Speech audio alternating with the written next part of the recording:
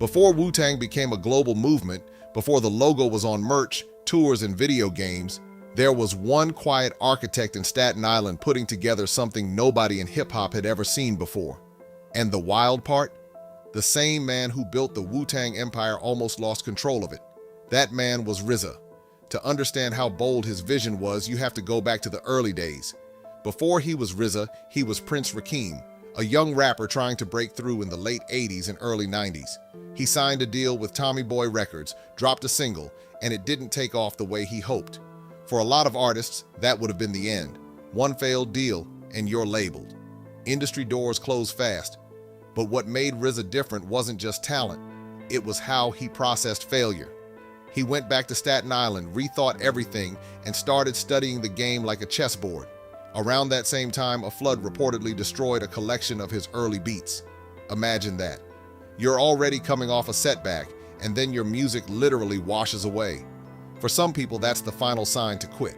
For him, it was the reset. Instead of chasing another solo deal, he started thinking bigger. What if the power wasn't in one artist, but in a collective? That's where the blueprint started forming. He pulled together cousins, friends, hungry MCs from the neighborhood, eventually forming what the world would know as Wu-Tang Clan. But here's where the genius really kicks in. In the early 90s, most rap groups signed one record deal together. The label controlled everything. RZA flipped that model.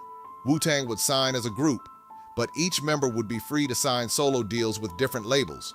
That meant multiple revenue streams, multiple marketing engines, and multiple chances to dominate the charts at the same time.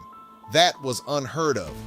When Enter the Wu-Tang 36 Chambers dropped, it didn't sound polished. It didn't sound radio-friendly. It sounded raw, gritty, almost unfinished. Dusty soul samples, hard drums, kung fu movie dialogue layered in like secret code.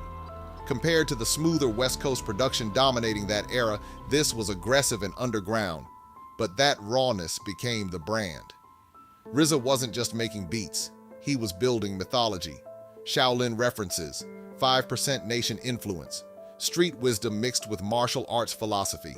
Every detail felt intentional. Even the logo became iconic. Suddenly, Wu-Tang wasn't just a group, it was a movement. Then the master plan really unfolded.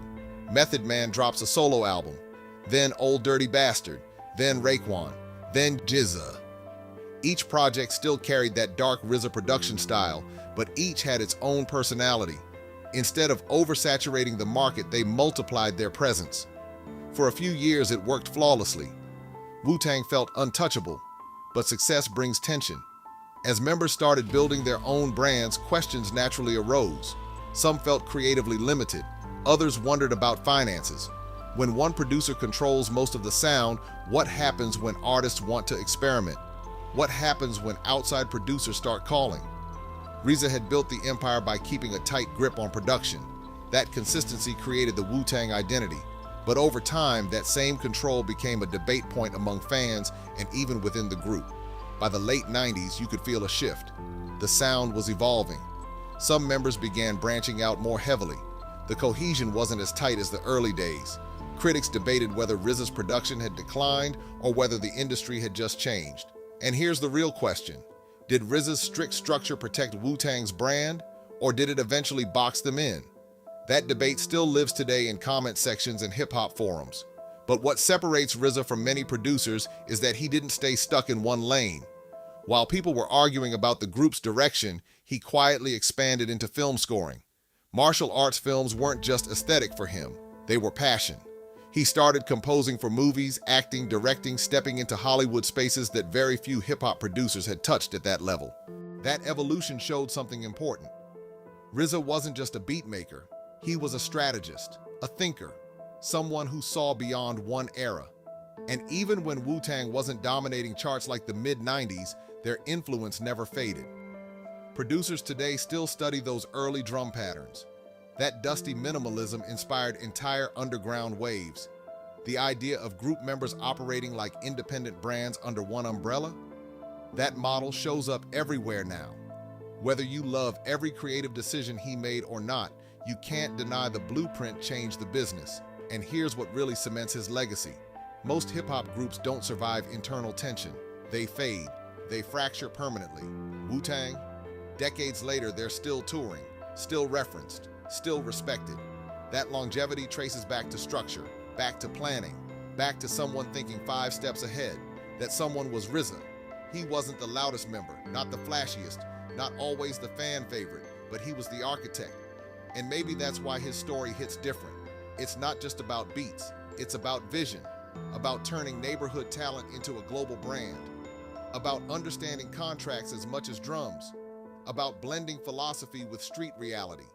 The same tight control that built Wu-Tang created friction. The same ambition that pushed the group forward sometimes pulled members apart. That's the duality of leadership. But when you step back and look at hip-hop history, one thing becomes clear. Without RZA's master plan, Wu-Tang Clan might have just been another talented group from New York. Instead, they became a dynasty. And whether people debate his production changes or his business decisions, the fact that we're still analyzing them decades later says everything. Because true masterminds don't just make hits, they build systems. And RZA built one of the most influential systems hip-hop has ever seen.